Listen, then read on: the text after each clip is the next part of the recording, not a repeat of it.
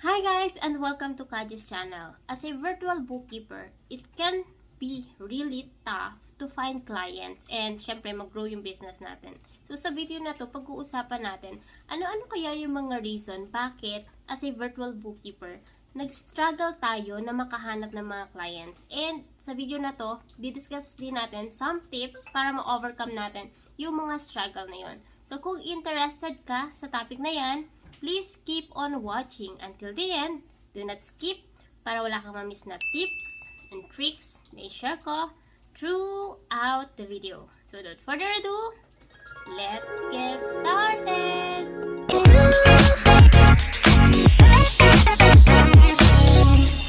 Kung bago ka lang sa channel na to, I'm Kajea, virtual assistant, executive assistant, bookkeeper, accountant. So kahit anong work, pinapasok ko, basta't online, kasi online work is amazing! Amazing!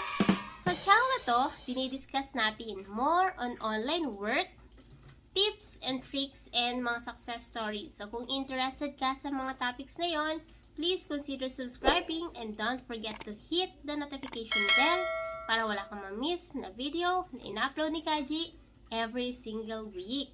Ang mga virtual bookkeeper, since marami na yung competition or mataas na yung competition sa virtual career, nahihirapan na tayo maghanap ng clients.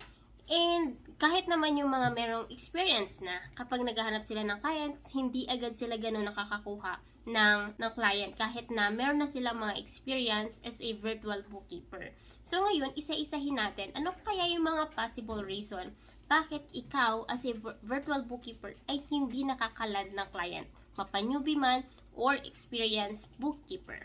So, nung nagsisimula si Kajea, kahit sobrang daming proposal yung sinasubmit ko, kahit ubusin ko man yung connects ko or yung number of proposal na pwede kong isend sa onlinejobs.ph or mapa-Upwork man, hindi ako nakakakuha ng client because, number one, mali yung way na mag-submit ako ng proposal or mali yung way ko to send proposal dun sa mga online platform na nabanggit ko kanina. Okay, so ano-ano ba yung mga common mistake na ginagawa natin as a freelance or virtual bookkeeper sa pagsisend ng proposal? Number one is yung sinasabi natin na pagsisend ng generic proposal. So for example, meron kang na-create na super generic na proposal para sa mga clients, sa mga prospect clients mo. So every time na nakakakita ka ng new job post sa Upwork or sa onlinejobs.ph, ang ginagawa mo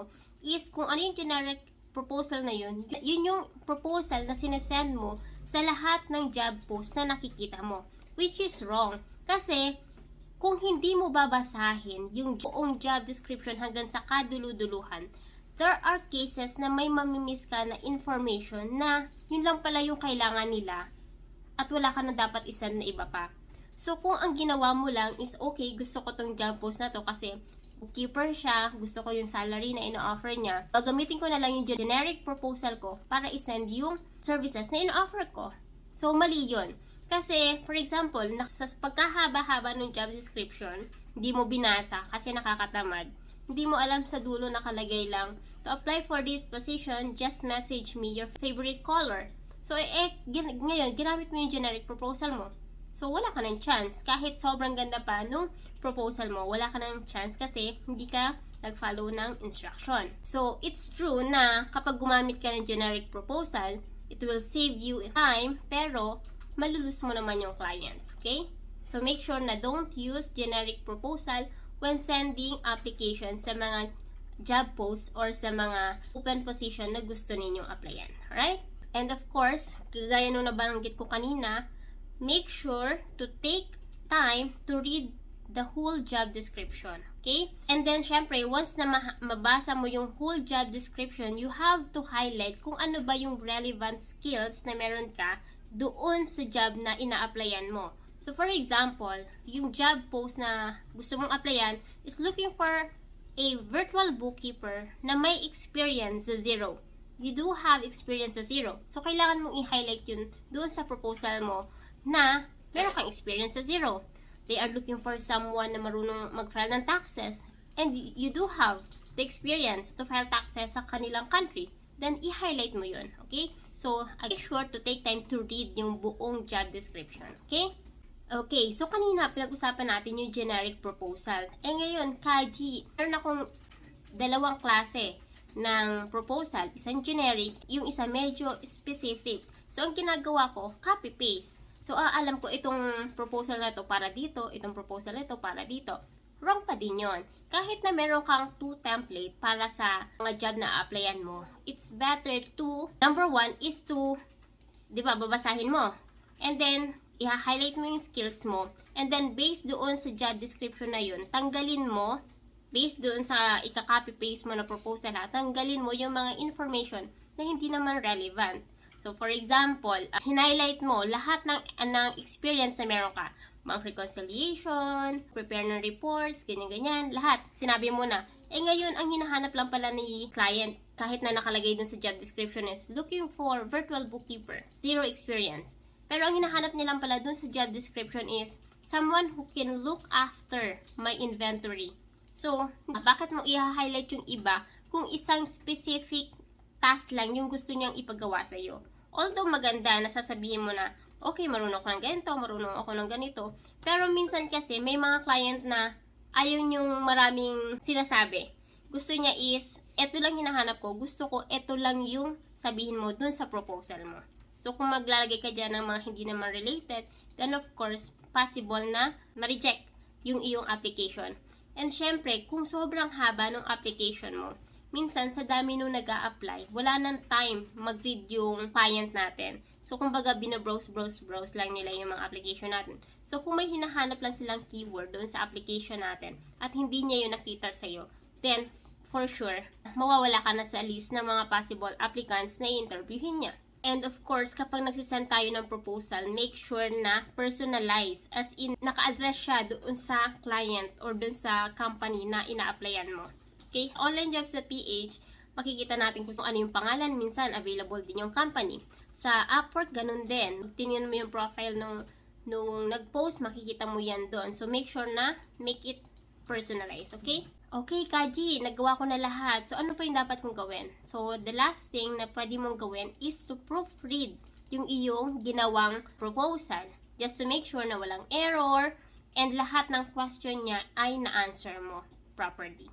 Yan yung number 1 na kung bakit hindi tayo nakakahanap or nakakaland agad ng clients. Kasi mali yung way na nagsisend tayo ng proposal. The next reason kung bakit nahihirapan or sobrang nag-struggle tayo sa pag-land ng client is dahil sa lack yung ating marketing effort. So, ibig sabihin, wala tayong page, wala tayong LinkedIn profile, wala tayong Facebook account na para sa business natin. And then, minsan kasi maganda rin na meron kang website para kapag humingi sa'yo ng link yung client mo, meron ka nang mabibigay. So, mas maganda talaga na pagtuunan din natin ng pansin yung ating marketing side of the business, okay? Kasi ganito yan, kahit enough na yung experience mo, yung qualification mo, super qualified ka, kung lack yung inyong marketing strategies, then lahat ng experience mo and qualification mo is di mapapansin kasi hindi mo minamarket yung service mo. Another reason bakit hindi tayo nakakalan ng client is yung sinasabi nating poor communication. Why? Kasi, for example, nag-apply ka ng trabaho, okay? Or gusto mo yung client na yon, nag-send ka ng proposal. Ngayon, nag-reply si client. And ngayon, hindi mo agad siya na-replyan. So, possible na may ibang makakakuha na ng position na yon. So, kapag as soon as nakita mo na yung reply ng client mo or ng prospect clients mo, make sure to respond to that email or to that chat or kahit sa Skype, sa WhatsApp, sa email, lahat. Make sure to respond to emails or chat as soon as possible. Okay? Another reason kung bakit nag-struggle din tayo to find clients, kahit may experience tayo or wala, is the way tayo mag-price. So, inadequate pricing strategy.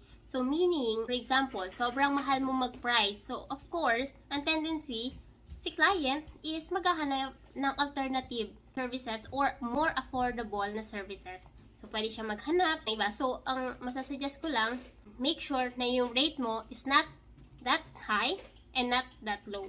So, ibig sabihin, nasa gitna ka lang. So, kung alam mo, yung mga experienced bookkeeper, ganito yung tina-charge nila, pwede mong i-level doon, Tapos, halimbawa, newbie ka, huwag mo syempre itataas yung rate mo doon sa merong may mga experience na. Kasi, for example, nag-interview, okay? Dalawa kayo. Isang with experience and ikaw na newbie. Pero nakitaan ka ng potential ng prospect client mo. Kaya in-invite ka niya for an interview. So ngayon, tinanong ka, how much is your desired or your expected salary for a month? So ngayon, sinabi mo ganito. Nung tinanong niya si may experience, sinabi niya ganito. Eh ngayon, yung price mo is mas mataas kesa kay experience. So syempre, ang pipiliin ni client is yung may experience na. May experience na siya, medyo mababa pa yung kumpara sa iyo yung kanyang presyo. So, ganun lang. Make sure lang na itatama mo yung rate na i-charge mo sa clients mo, okay? Another reason kung bakit nag-struggle tayo to land client is dahil lack tayo ng relevant skills and experience. Most of our clients are looking for someone na merong experience or relevant skills pagdating dun sa bookkeeping, okay? In case na wala kang experience or skills, it's time for you to upskill. Kailangan mo nang mag-do ng research, attend mga free training or webinars, or you can even purchase an online course para magkaroon ka ng skills and experience, okay? So, make sure na mag-i-invest ka para sa sarili mo kasi that investment is pang matagal naman. Hindi siya yung inaral mo ngayon, bukas hindi mo na mapapakinabangan. Kung ano man yung inaral mo ngayon, for sure, in the coming days or years, mapapakinabangan mo pa rin yan. Okay, and the last reason kung bakit hindi tayo nakakalan ng client is yung self-rejection. Okay, kasi sometimes makikita pa lang natin yung job post, ayaw na natin mag-apply kasi iniisip natin na hindi tayo qualified. Sino ba yung magde-decide kung sino yung ma-hire at sino yung hindi? Ikaw ba or yung client? Syempre si client. So, if you're going to self-reject, then syempre, talaga hindi ka makakahanap ng client. So, ayun, iwasan nyo yung pag-negative self-talk kasi yung mga pag-negative self-talk natin can hold us back. Okay? So, lagi nyo lang tatandaan na especially kung nag-undergo ng training or may previous experience ka, ano yan, kumbaga, nag-invest ka na ng time, ng effort, ng money, then, of course, kailangan yung positivity is laging nasa sarili mo. Okay? So, huwag tayong magsi-self-reject kasi it will hold you back in finding clients. So, again, don't self-reject. So, I hope marami kayong natutunan sa video na to. And if you want more videos like this, just let me know sa comment section and Kajea will try to create new video for you. So, I'll wait for your comment and I'll see you on my next video. Bye!